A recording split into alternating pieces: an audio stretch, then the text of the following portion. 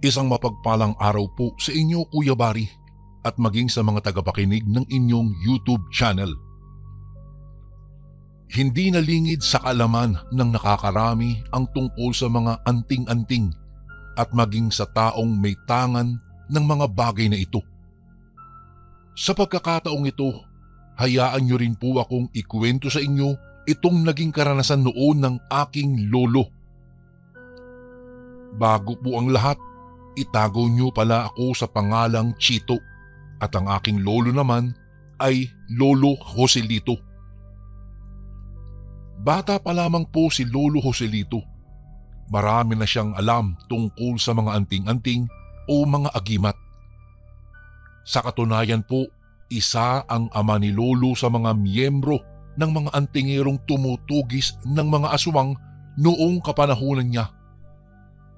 At sa kadahilan ng iyon, namulat po siya sa mga gawain ng kanyang ama at nagkaroon din ng interes sa ganoong mga bagay-bagay at usapin. Kuya Bari, hindi lamang sa mga anting-anting may alam po si Lolo Joselito. Simula bata pa lamang ay sinanay na rin siya ng kanyang ama sa pisikal na pakikipaglaban. Malimit pa ngang sinasabi sa kanya ng kanyang ama na darating ang panahon na magagamit daw niya ang kanyang kakayahan sa pakikipaglaban. Dahil sa murang isipan pa lamang, hindi lubos maintindihan ni Lolo Joselito ang ibig sabihin ng kanyang ama. Sinanay siya ng sinanay nito sa paglipas ng mga taon. Nang humantong po siya sa edad na 14 anyos, marunong na siyang makipaglaban at nakakaya na rin niyang makipagtagisan sa pisikal na laban sa mga mas matatanda pa sa kanya.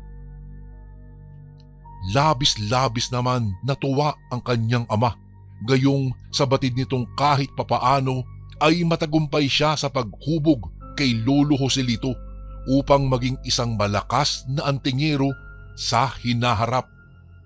Hindi lamang kasi ang ama nito ang nais na maging malakas siyang antingero, kung hindi maging si Lolo Joselito rin mismo. Dahil nga roon, kaya siya ay nagsanay ng maigi. May mga pagkakataon na ring sumasama siya noon sa kanyang ama, gayong nais niya ring makatulong sa pagtutugis ng mga aswang ng mga panahong iyon, ay aktibong naghahasik naman ng lagim sa mga kanayunan. Subalit wala pang nagiging karanasan si Lolo sa pakikipaglaban sa mga iyon dahil naging mailap sa grupo ng kanyang ama ang mga aswang na iyon. Darating ang panahon, makakaharap mo rin ang mga aswang na ito. Kapag nangyari yun, alam kong makakaya mo silang gapiin. Wika pa ng kanyang ama sa kanya. Nagtataka noon si Lolo Joselito kung bakit madalas iyong sabihin ng kanyang tatay. Sa tuwing nagtatanong siya tungkol doon, malimit na tugon ng ama nito ay malalaman din niya sa takdang panahon. Kapag kaganoon na ang kanilang pinag-uusapan, mas pinipili na lamang niyang manahimik. Sa paglipas nga ng mga panahon, patuloy si Lolo Joselito sa kanyang nakahiligan. Minsan na rin niyang sinasabi sa kanyang ama na nais niya ring magkaroon ng sarili niyang anting-anting. Iyon nga lang, madalas lamang sabihin ng kanyang tatay na hindi pa iyon ang panahong para magkaroon siya. Dahil doon, wala nang nagawa si Lolo Joselito kung hindi ang hintayin na lamang ang tamang panahon para sa ganoong bagay. Noong umidad 18 si Lolo Joselito, hindi niya inaasahan ang pangyayaring magpapabago sa kanyang buhay. Gabi iyon, 3 linggo bago ang kabilugan ng buwan. Tahimik ang kanilang tahanan at maging ang kanilang paligid. Nagpapahinga na ang kanyang mga magulang at maging siya noon ay nasa silid na niya at nakahiga. Nasa ganoong estado nga si Lolo Joselito nang makarinig siya ng mga pagyabag na animoy nagtatakbuhan at tila papalapit sa kanilang tahanan. dali-dali siyang bumangon mula sa kanyang hinihigaan at sinilip ang labas ng kanilang bahay. Noong mapag-alaman niya kung sino ang may gawa ng mga pagyabag na iyon, doon lang siya nagpasyang lumabas sa kanyang silid. Tinungo niya ang silid ng kanyang mga magulang at saka niya ginising ang kanyang ama. Nang magising naman ang ama nito, sinabi niyang nasa labas at naghihintay marahil sa kanilang dalawa ang kagrupo ng kanyang ama. Hindi na nag-aksaya pa ng oras ang mag-ama at kaagad nalilisan ang kanilang tahanan.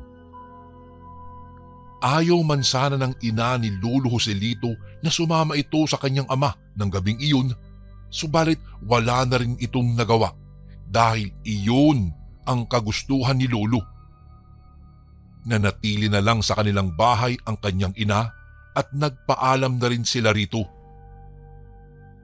Pagkalabas ni na Lolo Joselito, nilapitan kaagad sila ng mga kagrupo ng kanyang ama na naghihintay roon. Tumungo tayo sa kabundukan sa pangalawang baryo mula rito sa atin. Doon at baka matuntunan natin ang lungga ng mga aswang na ito. Wika ng isa sa mga kasamahan ng ama ni Lolo Joselito. Sumang-ayon naman ito at hindi na nga sila nag-aksaya pa ng kanilang oras, nagsimula na silang maglakbay. Habang naglalakad, hindi maiwasan ni Lolo Joselito na makaramdam po ng kakaibang kaba. Hindi daw niya maintindihan pero may kung anong kutob siyang may hindi magandang mangyayari sa gabing iyon. Subalit kahit na ganoon na ang kanyang pakiramdam, pinilit pa rin niyang iwaksi sa kanyang isipan ang tungkol doon. Seryoso lang siya at walang imik-imik habang nakikisabay sa paglalakad sa kanyang ama. Makalipas ang halos isang oras na paglalakad, malapit-lapit na rin sila sa baryo kung saan ang kabundukan na pakay nilang puntahan. Habang papalapit sila ng papalapit, mas nagiging alerto silang lahat sa kanilang paligid.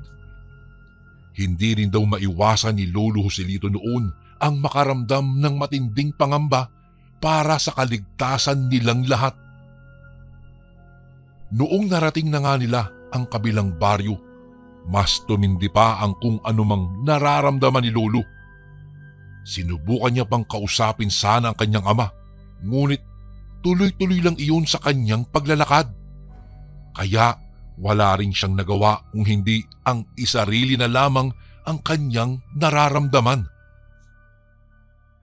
Noong nasa bungad na sila ng kagubatan kung saan sila dadaan upang matuntun ang kabundukang pakay nila roon, nagsidasal ang mga kagrupo ng kanyang ama upang humingi ng gabay sa kanilang mga anting-anting.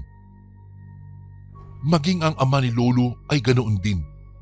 Ang ginawa naman ng ama ni Lolo sa kanya ay dinasalan din ito at may kung ano pang inusal para daw sa magiging proteksyon ni Lolo Joselito. Matapos ang kanilang mahalagang gawain bago sumabak sa labanan, nagsimula na ulit silang maglakad papasok na sa naturang kagubatan.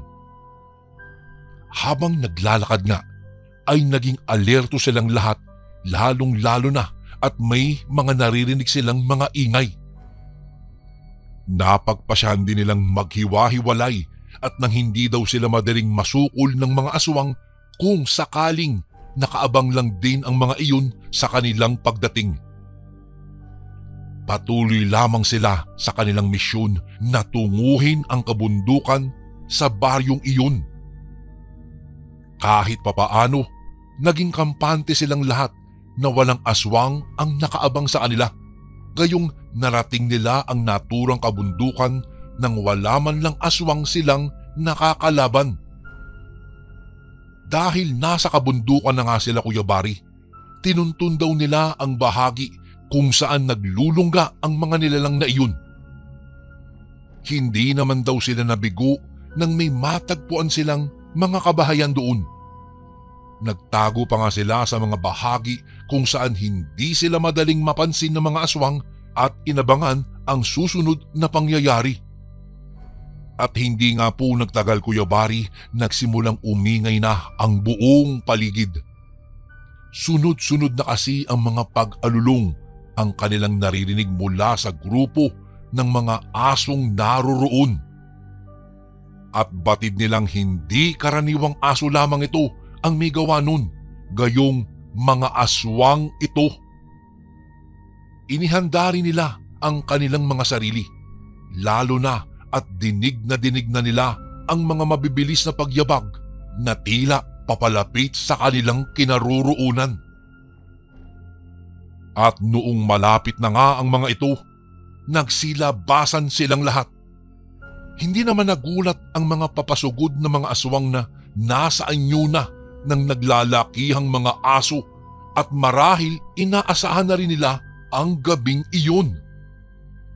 Hindi nagtagal, sinugod nga sila ng mga aswang na iyon at doon lang nila napansin na marami pala ang mga ito. Kung tutuusin daw, mukhang isang tribo ng mga aswang ang natunto nila sa kabundukang iyon. Inihanda na lamang nila ang kanilang mga sarili at nang magsimula ang labanan, hindi na rin umatras pa si Lolo Joselito at nakipaglaban na rin sa mga aswang. Malakas din ang kutob ni Lolo Joselito na labanan ang mga aswang na iyon kahit pa na wala siyang anting-anting, gayong alam niyang may idinasal na proteksyon ang kanyang ama sa kanya. Isa pa, alam niyang hindi siya pababayaan nito kahit na anong mangyari at maging ito rin sa kanyang ama. Itinuon na muna nila ang kanilang pakikipaglaban hanggang sa unti-unti na rin nilang nababawasan ang mga aswang doon. Iyon nga lang, marahil dahil hindi kasing lakas ng kanyang ama ang iba nitong mga kasamahan, ang iilan sa kanila ay nagawa ring paslangin ng mga nilalang. Nagpatuloy ang labanan sa pagitan nila at ng mga aswang. Marami din ang nalagas sa mga kasamahan ng mga aswang. Subalit halos hirap na rin sina Lolo na tapatan ang numero ng mga iyon. Marami pa kasi ang natitira sa grupo ng mga nilalang na iyon. Subalit iilan na lang sina Lolo Joselito.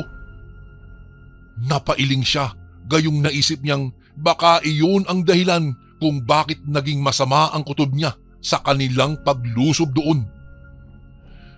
May posibilidad na matalo kami ng mga aswang na yan. Hindi namin sila makakaya. Sabi pa ni Lolo sa kanyang sarili habang patuloy na nakikipagbuno sa mga naglalakihang aso na sumusugod sa kanya. Napatingin din siya sa kanyang ama at iba pang mga kasamahan na abalang-abala rin noon sa pakikipaglaban.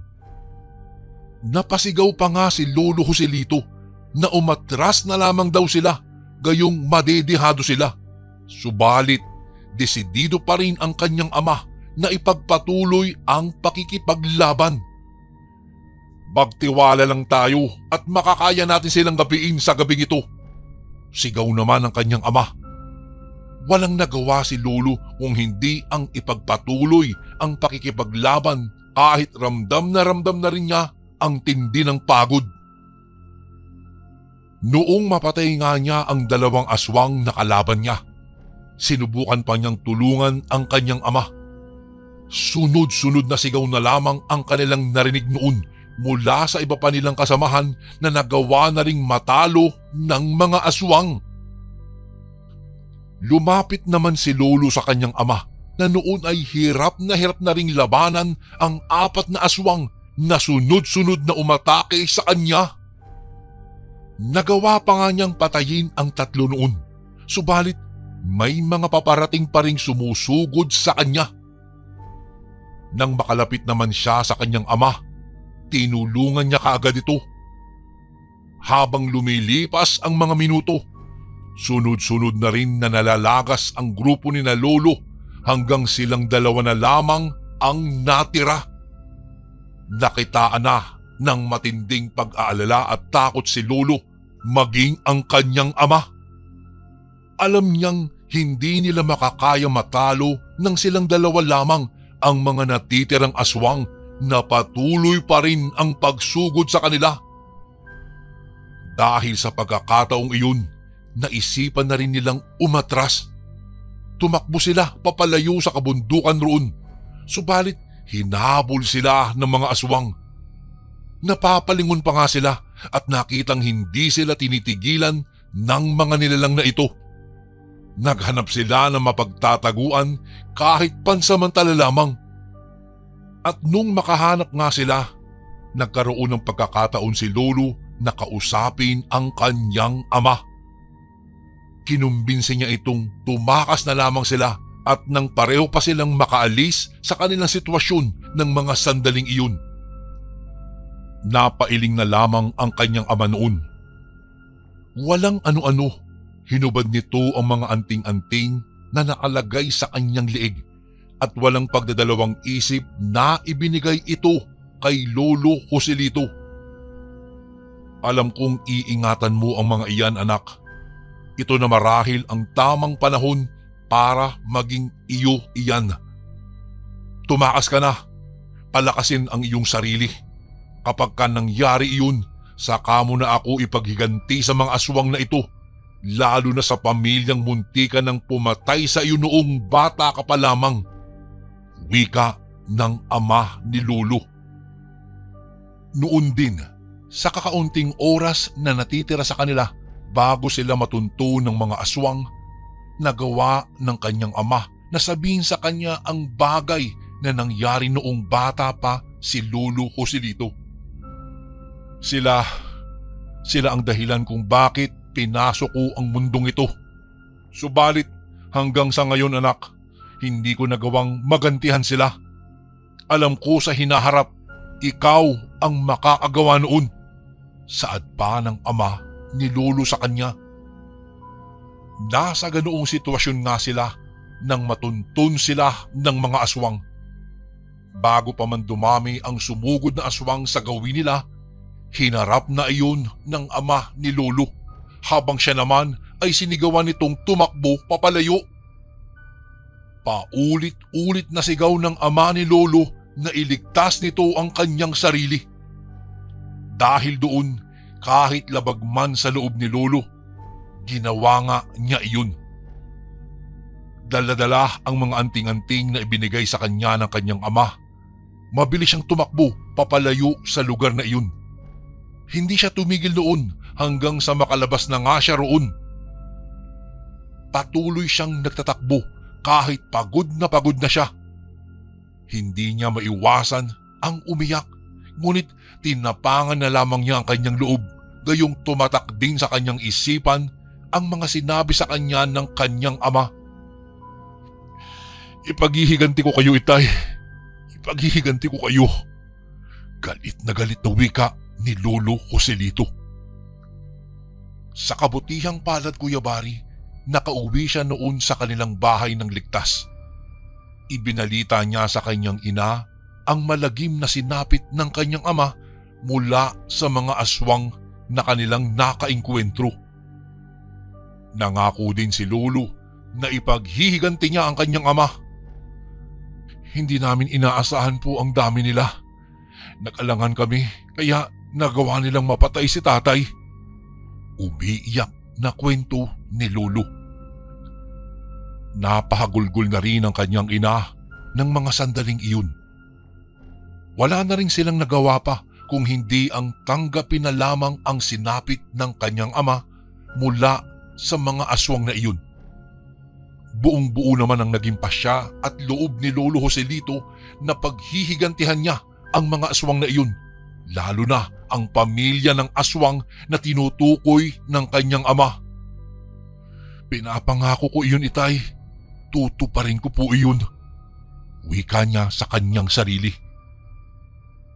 Nang mga sumunod na araw, namuhay sa takot at pagkabahala sina Lolo Joselito na baka sugurin sila ng mga aswang na iyon sa kanilang bahay. Subalit kahit na ganoon, Paunti-unti ring nililang ni Lolo Joselito ang kanyang kakayahan at maging ang paggamit ng mga anting-anting na ibinigay sa kanya ng kanyang ama. Paunti-unti rin nagawa niyang madiskubre ang mga kakayahan na naibigay sa kanya ng mga iyon. Hindi niya aakalaing ganun din pala ang tulong ng mga ganoong bagay sa isang normal na taong katulad niya. Naisip din niyang kung hindi lang sila naalangan ng gabing iyon at walang ibang inisip ang kanyang ama, lalo na ang kaligtasan niya, marahil nagawa pa niyang mapaghigantihan ang pamilya ng aswang na naging dahilan kung bakit niya pinasok ang ganitong larangan. Wika pa noon ni Lolo Joselito habang siya'y umiiyak. Naikuyom na nga lang niya ang kanyang kamay at ipinangako sa kanyang sarili na kahit ang pamilya ng aswang na tinutukoy ng kanyang ama lamang ang mapaghigantihan niya, lilisanin na nila ang baryong iyon. Mas pinag-igihan pa niya ang pagsasanay at paglinang sa kanyang kakayahan upang pagdating ng panahon na makaharap niya ang mga iyon, alam na niya sa kanyang sarili na kaya niyang makipagsabayan na. Sa paglipas nga ng maraming araw, hindi tumigik si Lolo Joselito sa kanyang pagpapalakas. Alam niyang habang papalapit ang araw ng kabilugan ng buwan, mas lumalaki ang posibilidad na makaharap niyang muli ang mga aswang na iyon. At hindi nga po siya nagkamali noon, Kuya Bari, dahil nang dumating ang kabilugan ng buwan, hapon pa lamang hindi na maganda ang kanyang pakiramdam. Pinakiusapan niya rin ang kanyang ina na tumuloy na muna sa mga kakilala nito kung saan alam nitong ligtas siya. Ayaw man sana ng ina ni Lolo na pabayaan itong makipaglaban ng mag-isa sa mga aswang, wala din siyang nagawa. Sinunod na lang niya si Lolo, kaya kahit papaano nabawasan ang pag-aalala niya sa kanyang ina. Ngayon, maitutuon ko na ang aking buong atensyon sa pakikipaglaban. Sisiguraduhin kong ako lang ang matitirang buhay. Galit na sabi ni Lolo. Nang gabing iyon, nanatili siyang alerto sa kanyang paligid. Batid niyang kahit anong oras, may aswang na posibleng umatake na sa kanya. Dahil may mga napag-aralan na rin si Lolo patungkol sa mga dasal na pwede niyang magamit, hindi siya nagdalawang isip na usalin ang mga ito para na rin sa kanyang magiging proteksyon sa labanang magaganap sa gabing iyon. Mga bandang 11:00 nga ng gabi nang magsimula siyang makarinig ng mga pagkaluskos sa kanyang paligid. Dahil kabilugan ng buwan noon, hindi nakampante si Lolo, kayong alam niyang mas malakas ang mga aswang kapag kaganoon. Nanatili lamang siya sa loob ng kanyang bahay hanggang sa makarinig na nga siya ng mga pagyabag na nahinto sa tapat ng kanilang pintuan.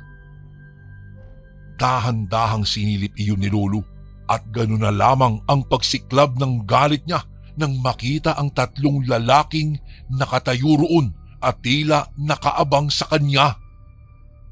Nagpasya na rin siyang lumabas upang harapin ang mga ito. Nang nakalabas na nga siya, nakaharap niya ang 3 taong iyon. Nakita niyang nakangisi ang mga ito sa kanya. Matalim na matalim ang tingin na parang may kung anong binabalak. Aba, malaki ka na pala. Tandang-tanda ko pa noong maliit ka pa. Munti ka na sanang. Hindi na nagawang ituloy ng isa sa kanila ang kanyang sasabihin dahil walang pagdadalawang isip nitong tinaga ni Lolo sa kanyang leeg. Nagulat din ang 2 pa niyang kasamahan kaya napalayo ang mga ito. Hindi na binigyan pa ng pagkakataon ni Lolo Joselito ang isang aswang na iyon na mabuhay pa at talagang tinuluyan na niya. Nagalit naman ang 2 niyang kasamahan dahil ganun na lamang kadali para kay Lolo na patayin ang kanilang kapamilya.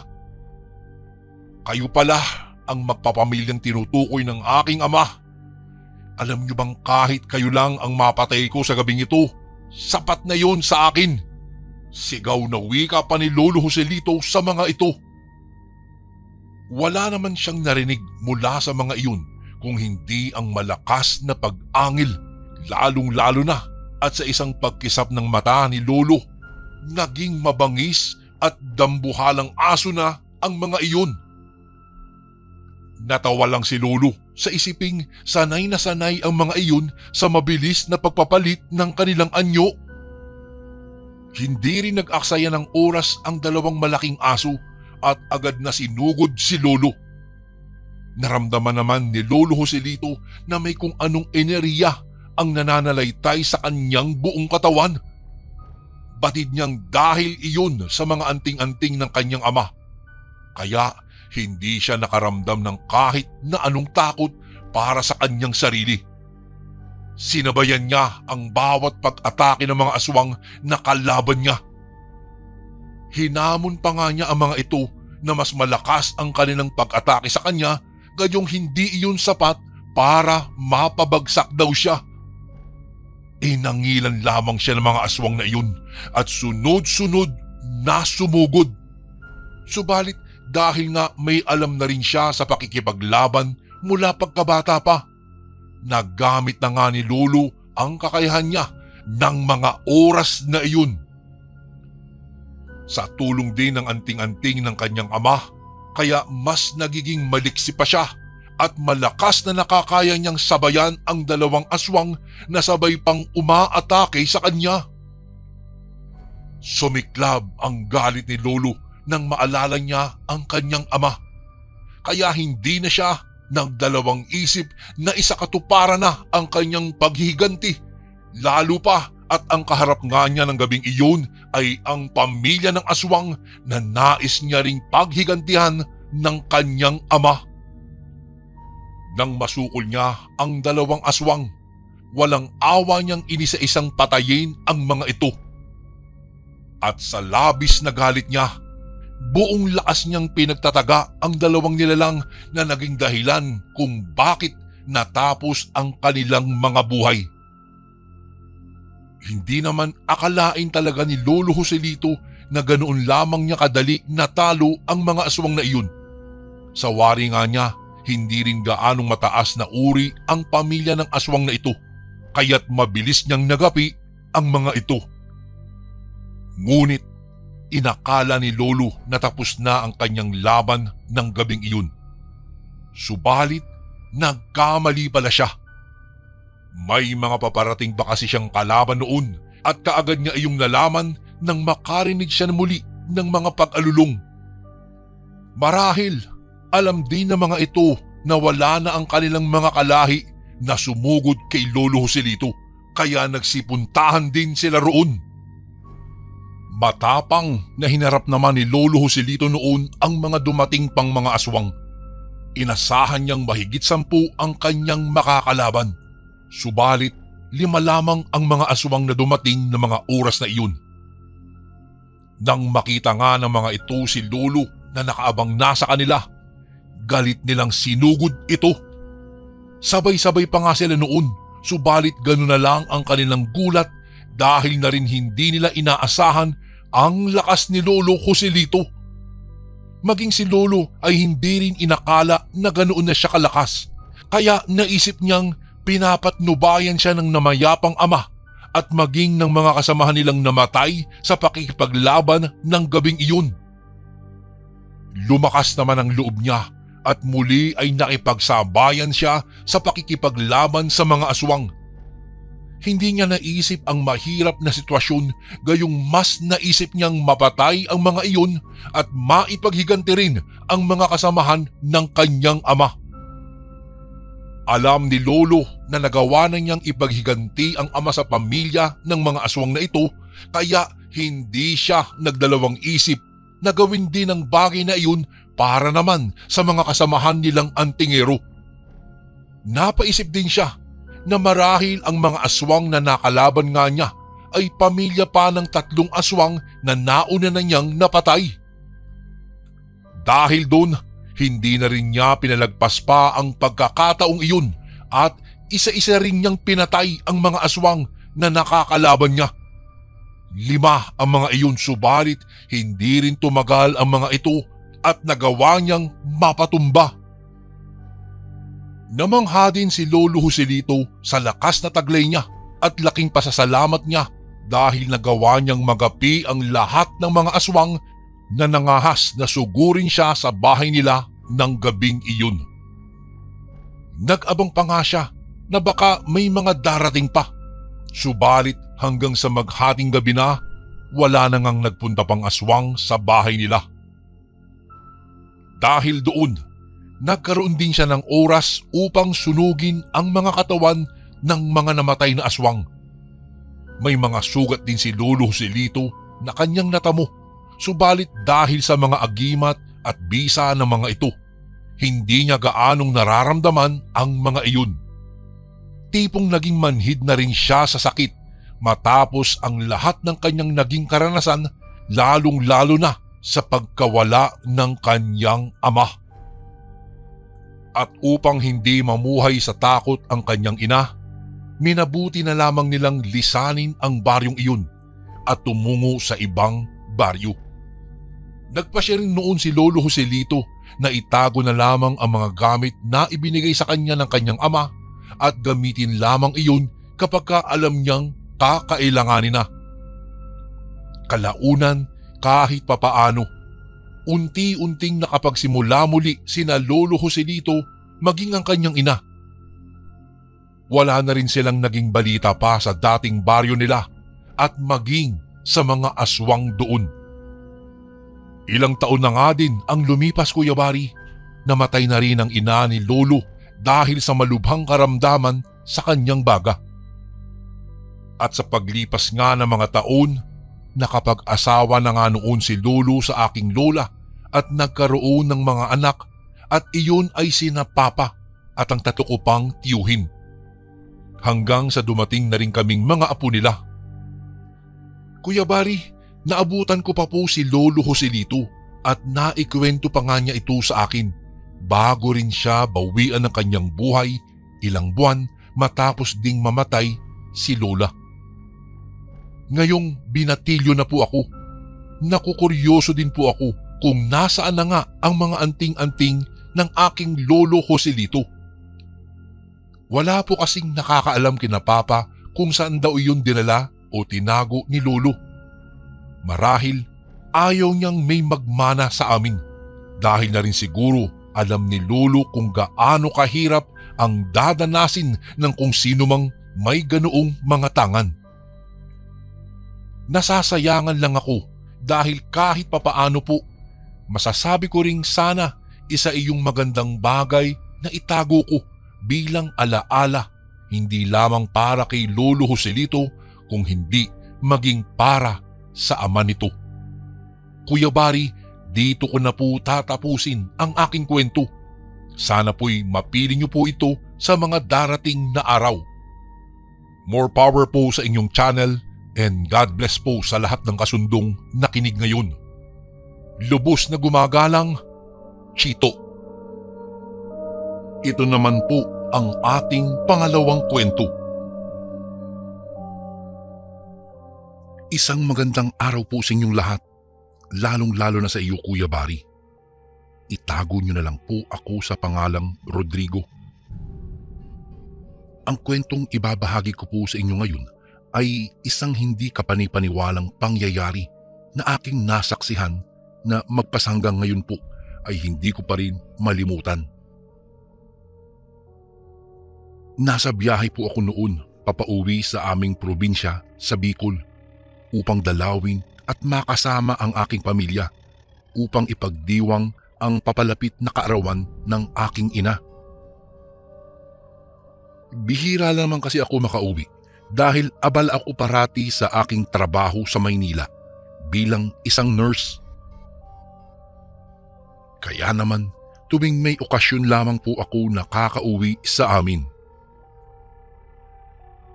Lulan ng isang bus ay puwerteng nakaupo lamang ako habang pinagmamasdan mula sa bintana ang mga tanawin na aming nadadaanan. Umaga pa lamang nang magsimula kaming bumiyahe, Kuya Bari, kaya batid kong mahaba-haba pa ang aming lalakbayin bago makarating sa aming paruroonan. Kaya naman upang hindi mabagot ay kinuha ko muna sa aking bag ang aking pocketbook at nagsimulang basahin iyon. Dumaan ang ilang oras na hindi ko namamalayan dahil masyado akong nawiwili sa pagbabasa. Tanghali na noon nang mapatingin ako sa aking orasan. Huminto rin ang bus na aming sinasakyan nang may madaanan itong isang maliit na karinderya at tindahan sa tabi upang bigyan ng pagkakataon ang mga pasahero na makabili ng kani-kanilang mga makakain. At dahil may baon naman po akong daladala noon, ay hindi na ako nag-abala pang bumaba ng bus at sa halip ay mas pinili ko na lamang na manatili sa loob at doon na rin kumain. Noong akmang susubo na sana ako ng aking pagkain ay bigla akong natigilan nang mapansin ko ang isang babaeng buntis na nasa aking tabi habang himas-himas ang kanyang bilugang tiyan. Sa sobrang abala ko kanina sa pagbabasa ay hindi ko na napansin pa na may katabi pala ako sa upuan. Pinagmasdan ko siyang mabuti at doon ko napagtanto na tila hikahos sa buhay ang babae. Base kasi sa kanyang pananamit ay mahahalata mo kaagad na mahirap lamang sila. Medyo marumi kasi ang kanyang kasuotan at kupas na rin ang kulay nito. Wala rin siyang masyadong bitbit na gamit bukod sa kanyang maliit na bag na gawa lamang sa telang binuhol-buhol upang magsilbing lagayan. Tinawag ko siya upang makuha ang kanyang atensyon at tinanong ko kung kumain na ba siya.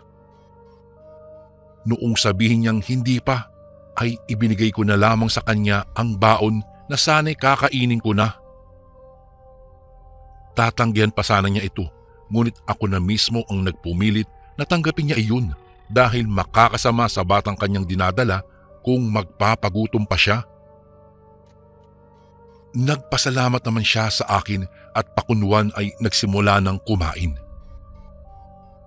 Napangiti na lang ako, Kuya Bari, nang makita ko kung paano siya sunod-sunod na sumubo na halatang labis na pagkagutom. Kung kaya naman, kinuha ko sa aking bag ang tubig na daladala ko at ibinigay na rin iyon sa kanya upang hindi siya mabilaukan. Ilang sandali pa ay muli nang umandar ang bus matapos makabalik ng mga pasahero. Muli ko namang ipinagpatuloy ang aking pagbabasa hanggang sa hindi ko namalayang nakatulog na pala ako.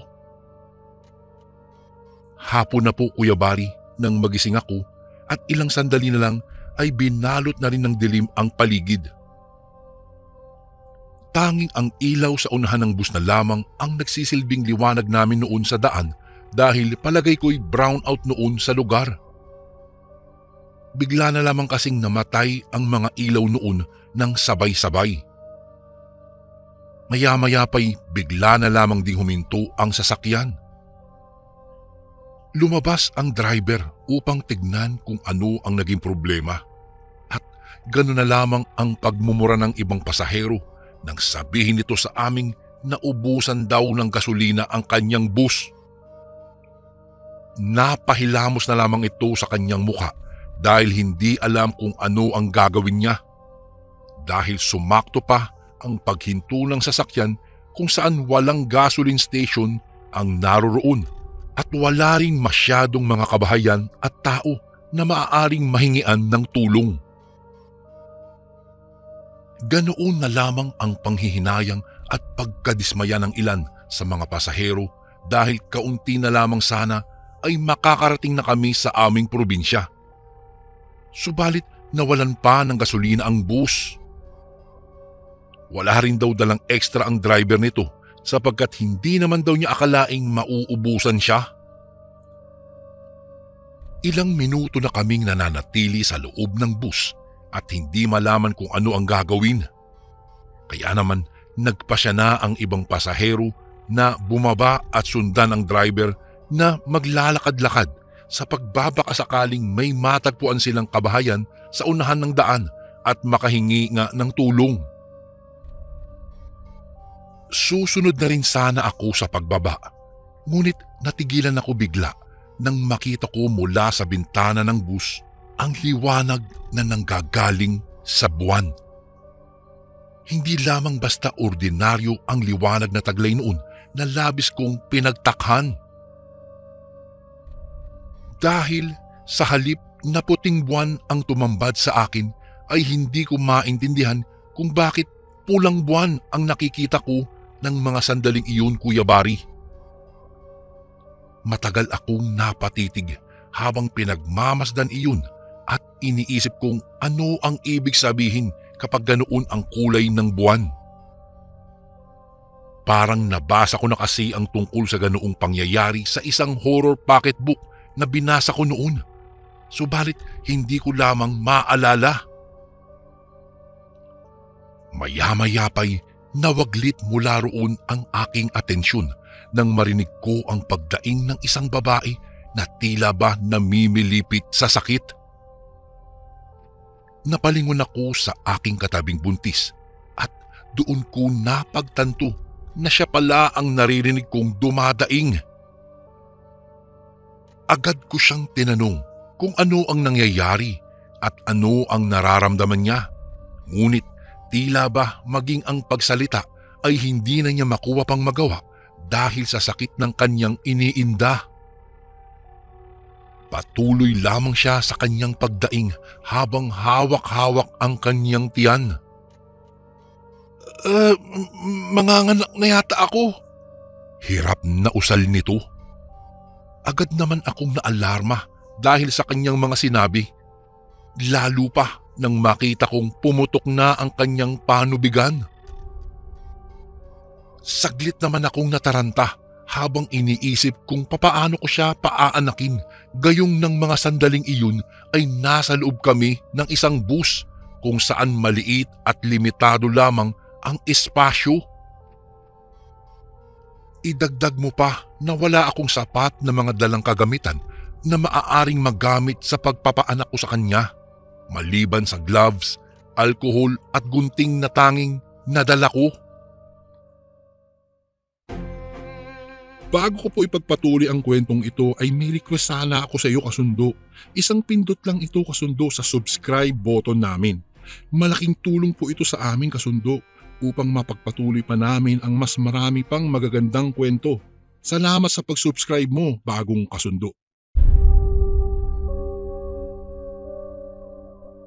Hindi ko kasi kailanman inalis ang mga iyon sa aking bag saan man ako magpunta. Ngunit ganoon pa man ay ginawa ko pa rin ang dapat dahil alam kong mas mapapahamak siya kung hahayaan ko lamang ito. Pinatabi ko muna ang ibang mga pasahero na nagkukumpulan sa harap ng buntis at sinabi sa kanilang ako na ang bahala sa kanya. Ipinaalam ko sa kanila na isa akong nurse at nagpakita rin ako ng ID. Nang sa gayon ay maniwala silang lahat. Napayapa naman ang kanilang mga kalooban at nagdasal na sana maging matagumpay ang pagpapaanak ko sa buntis. Hindi nagtagal, pinahiga ko siya sa upuan upang simulan na ang pagpapaanak sa kanya. Sinilip ko kung malapit na ba ang ulo ng bata sa labasan nito.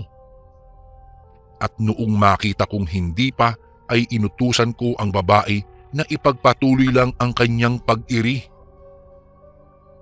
Subalit, bago ko pa man maituloy ang aking ginagawa, ay natigilan ako nang may isang matanda ang lumapit sa amin at nagwika. Hindi maaaring matuloy ang panganganak niya ngayon. Napatingin kami lahat sa kanya na puno ng pagtataka at naguguluhan. Bago pa man may isang makapagsalita sa amin upang magtanong kung ano ang ibig niyang sabihin, ay naunahan na niya kaming tumugon. Nakikita ba ninyo ang liwanag ng buwan? Tanong niya na naging hudyat upang mapatingin kaming lahat sa bintana kung saan mula roon ay talagang kitang-kita naman talaga ang buwan. Nagkaroon ng bulong-bulungan ang ibang mga pasahero. Ang iba ay halatang nakaramdam ng takot. Samantalang wala namang reaksyon ang iba na tila walang alam kung ano ang meron sa pulang buwan na iyon. Ang tawag dyan ay eclipse. May paniniwala kaming mga matatanda na sa tuwing mangyayari iyan ay mayroon ding hindi magandang mangyayari. Lalong-lalo na sa mga buntis. Maaaring maging abnormal ang anak nito kung sakaling sasabay ang panganganak niya sa pagpapakita ng pulang buwan. Wala isa man sa amin ang nakapagsalita, Kuya Bari, matapos ang naging mahabang paliwanag na iyon ng matanda. Bigla ko rin namang naalala na parang ganoon rin ang nabasa ko noon sa isang pocketbook. Pero paano na ang babaeng ito? Hahayaan ko na lang ba na mamatay siya? Maging ang anak na dinadala niya? Ngunit maaari pong ikamatay ng babaeng ito kung hindi niya mailalabas ang bata sa kanyang sinapupunan. Tugon ko sa matanda. Kamatayan lang din naman ang kahahantungan niya kung sakaling ilabas mo pa ang sanggol.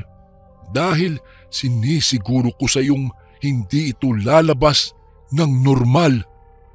Giit pa nito sa akin. Napalingon ako sa buntis nang umangal siyang muli dala ng sakit. Maging ang ibang pasahero ay sinisigawan na ako na paanakin ko na raw ang naturang babae. Subalit patuloy naman na sumalungat dito ang matanda. Naguguluhan tuloy ako, Kuya Bari, kung ano ang dapat kong gawin ng mga sandaling iyon. Ngunit ganun pa man ay inisip ko ang propesyon ko. At isa pa, hindi rin kakayanin ng aking konsensya kapag hindi ko natulungan ang babae.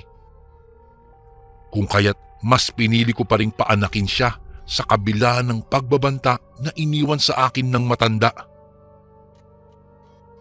Nang matanong ko na ang ulo ng sanggol, ay muli kong inutusan na umiri ang babae sa panghuling pagkakataon upang tuluyan na niyang mailabas ang kanyang anak. Nakaramdam naman ako ng tuwa nang maayos ko siyang mailabas. Subalit, ang tuwang iyon ay agad ding naglaho nang makita kong hindi humihinga ang ina nito. Nagkatotoo nga ang sinabi ng matanda at hindi lang iyon. Dahil nang pagmasdan kong maigi ang sanggol na hawak-hawak ko noon, ay napagtanto kong hindi siya umiyak katulad ng karaniwang ginagawa ng mga bagong kalalabas lamang na sanggol kahit humihinga naman ito.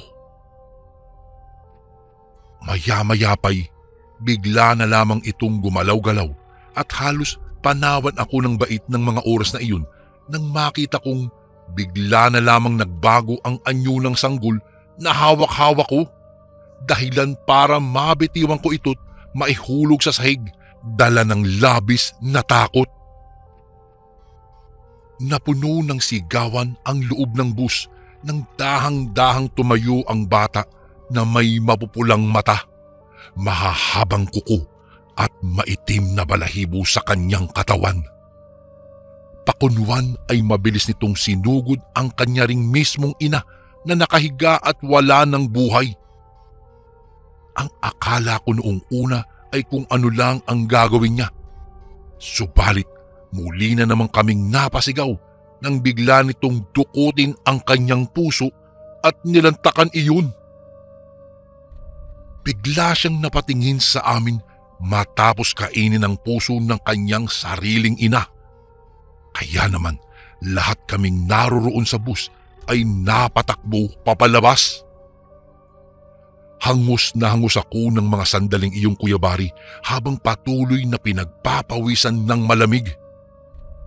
Sa buong buhay ko ay noon ko palang naramdaman ang labis na takot at pagkabigla na hindi ko akalaing mararanasan ko pala. Bago pa man makapambiktima ang nilalang na iyon at gawin sa amin ang ginawa niya sa kanyang ina, ay mabilis na itong hinarap ng matandang babae na nagbigay ng babala sa akin kanina. Kinuha niya ang atensyon nito upang mapalapit sa kanya at pinaliguan ito ng agwa bendita. Matapos noon ay muling nagbalik ang anyo nito mula sa pagiging isang sanggol. Doon na siya nagsimulang umiyak ng umiyak habang karga-karga ng matanda. Napangiti ang matanda at sinabi sa aming wala na kaming dapat ipag-alala pa dahil normal na ulit ang bata. Napatingala ako noon sa itaas ng langit at nakita kong normal na rin ang kulay ng buwan. Humingi ako noon sa kanya ng tawad dahil hindi ko sinunod ang kanyang mga sinabi sa akin. Laking tuwa ko naman nang sabihin niyang hindi siya galit, sapagkat naiintindihan naman daw niya na ginusto ko lang makatulong. Nang mga oras ding iyon, Kuya Bari, bumalik na ang ibang pasahero na kasama ang driver ng bus na may dalang gasolina, kung kaya't nakaalis na rin kami at nakauwi. Ang bata pala na naiwan ng kanyang ina ay nasa pangangalaga na ngayon ng matanda, Kuya Bari. Bago ako noon bumaba ng bus ay sinabi niya sa akin siya na lamang daw ang bahala at ang mag-aalaga rito. Isang pangyayaring hindi ka paniwala. Maski ako po, Kuya Bari, ay nabigla na rin sa bilis ng pangyayari. Hindi ko maipaliwanag ang aking nasaksihan dahil hindi po ako naniniwala talaga sa mga kwentong kababalaghan. Ngunit noong masaksihan ko ito, ay doon pa lang ako naniwala sa mga ganoong bagay. Mahirap talagang maipaliwanag dahil ako po ay isang nurse at wala akong napag-aralan ng mga ganoong klaseng mga bagay. Nanatili po itong lihim magpasanggang ngayon at hindi ko na ipinagsabi pa sa mga kaibigan o mga kakilala kong nurse dahil wala talagang maniniwala sa akin, kung kaya't naisipan ko na lang na ibahagi po ito sa inyo mula nang makapakinig po ako sa inyong channel. Kayo na po ang bahalang humusga kung paniniwalaan nyo ba ito o hindi. Hanggang dito na lang po ang aking kwento, Kuya Bari. Maraming salamat po sa pagkakataon kung sakaling mapili niyo pong basahin ito sa mga susunod na araw. God bless po sa lahat ng nakikinig na kasundo ngayon. Lubos na gumagalang, Rodrigo. At ito naman po ang ating pangatlong kwento. Magandang araw po sa inyo, Kuya Bari. Itago niyo na lang po ako sa pangalang Flor. Ang kwentong aking ibabahagi sa inyo ay karanasan ng aking lolo Ador noong siya ay nabubuhay pa. Ito po ay nangyari sa isang kilalang kulungan dito sa ating bansa. Hindi ko na lang po babanggitin ang nasabing piitan upang protektahan ito. Noong kapanahunan daw ni Lolo Ador ay nauuso talaga ang mga sanggano.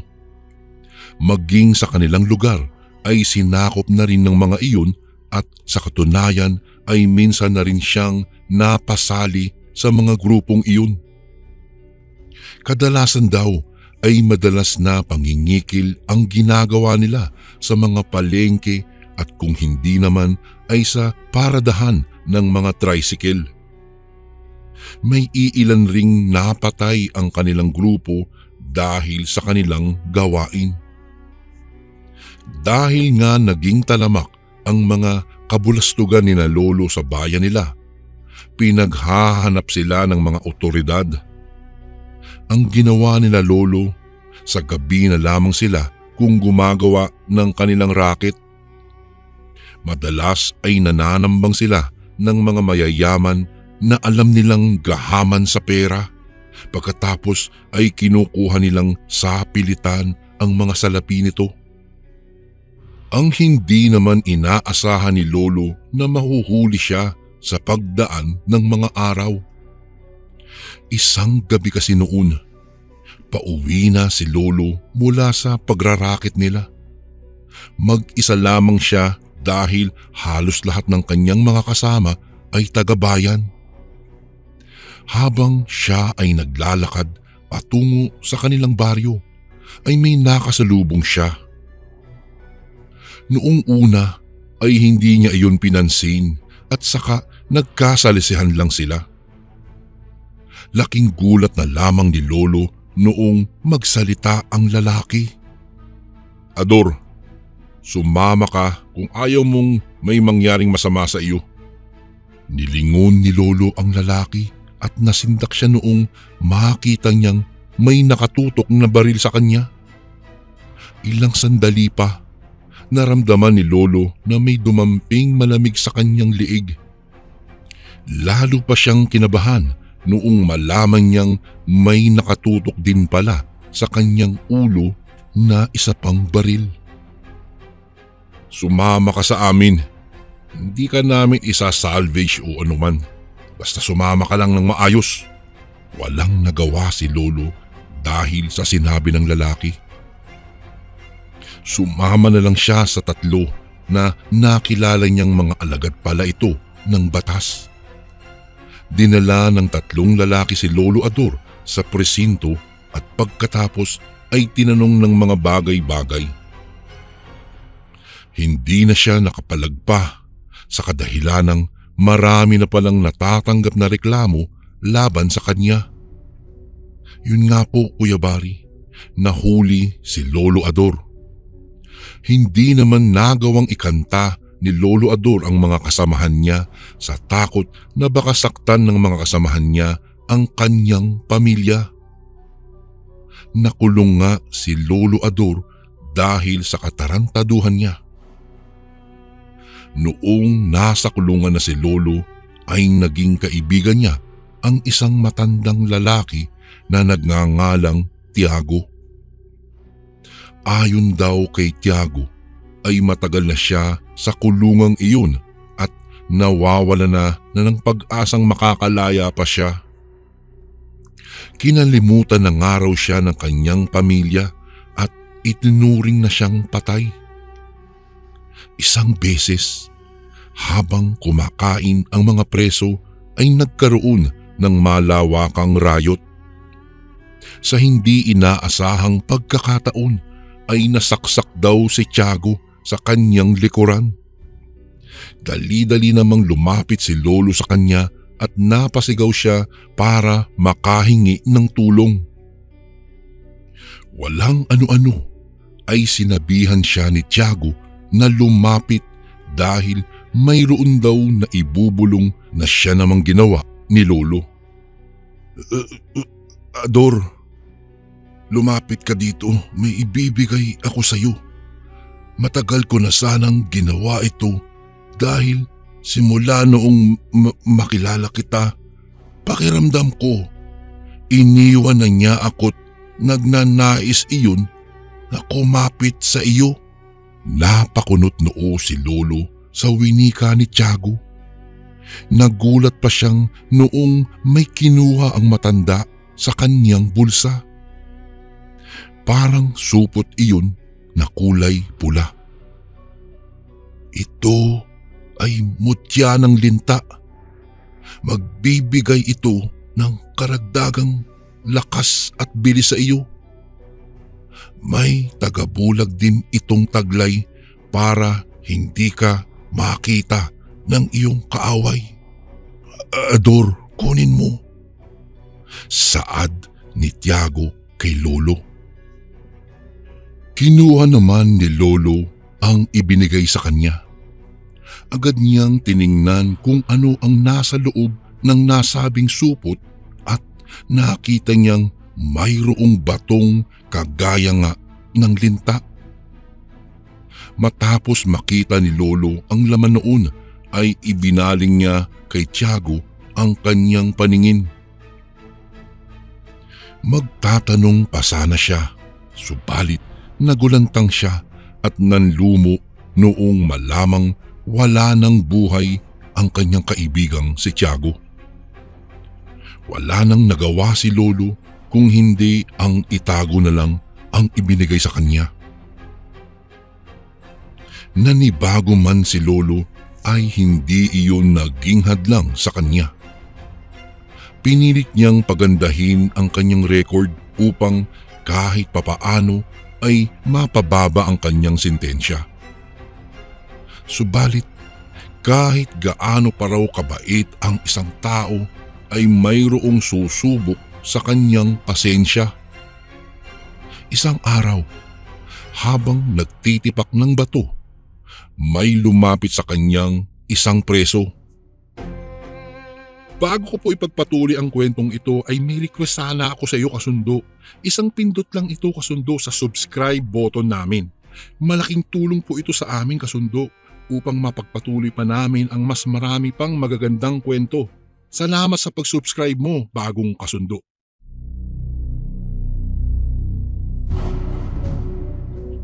Ador, mag-iingat ka. May mga matang nakamasid sa iyo at anumang oras ay itutumba ka nila. Wika ng isang lalaki pagkatapos ay agad ding umalis. Nagpalinga-linga si Lolo at nakita niyang may isang presong matalim ang paraan ng pagtitig sa kanya. Ang presong iyon ay siyang madalas pagmula ng rayot sa loob ng kulungan at pinaniniwalaang miyembro din ng isang sindikato. Zaldo, alam ko ang balak mong itumba ako, pero hahayaan lang kita sa nais mo. Iyon ay kung magagawa mo akong patayin.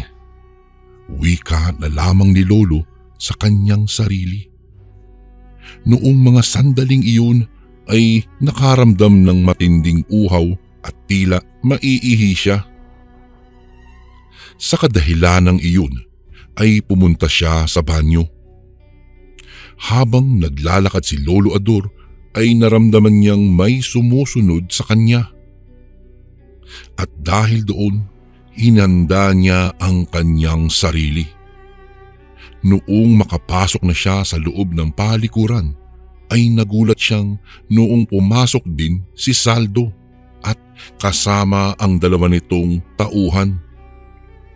May dala pa nga silang patalim at parang balak talaga siyang patayin. Masyado kang mapapel, sigaw ni Zaldo kay Lolo. Hindi alam ni Lolo kung ano ang ibig sabihin ni Zaldo, kung kaya tinanong niya iyon. Napailing naman ang lalaki at saka sinabi ang mga pinaggagawa ni Lolo.